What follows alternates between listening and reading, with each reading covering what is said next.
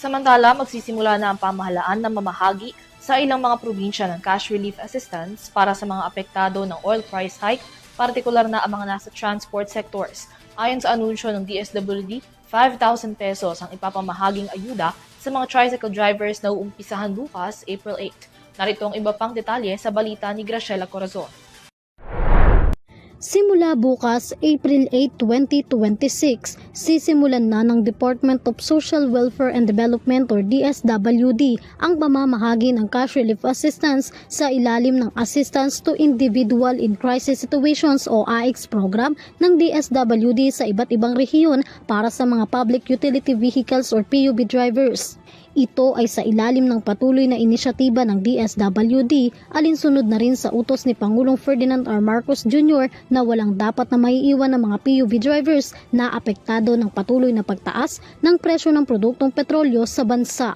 Ayon kay DSWD spokesperson at Assistant Secretary Irene Dumlao, simula bukas magsisimula na ang pamamahagi ng 5,000 cash relief assistance para sa mga tricycle drivers sa iba't ibang rehiyon sa bansa. Upang mabilis naman na makuha ng mga PUV drivers ang DSWD Cash Relief Assistance, siguraduhin lang anya na tingnan ang mga nakatalagang payout sites sa inyong mga lugar. Magkakaroon ng distribusyon ng ayuda sa Ilocos Region, Cagayan Valley, Central Luzon, Calabar Zone, Mimaropa Region, Bicol Region, Western Visayas, Negros Island Region, Central Visayas, Eastern Visayas, Zamboanga Peninsula, Northern Mindanao, Davao Region, Soc Sargent, Caraga at Cordillera Administrative Region. Kung may katanungan man o beripikasyon sa oras ng payout at iba pang detalye, maaari anya kayong pumunta sa official Facebook page ng DSWD Field Offices.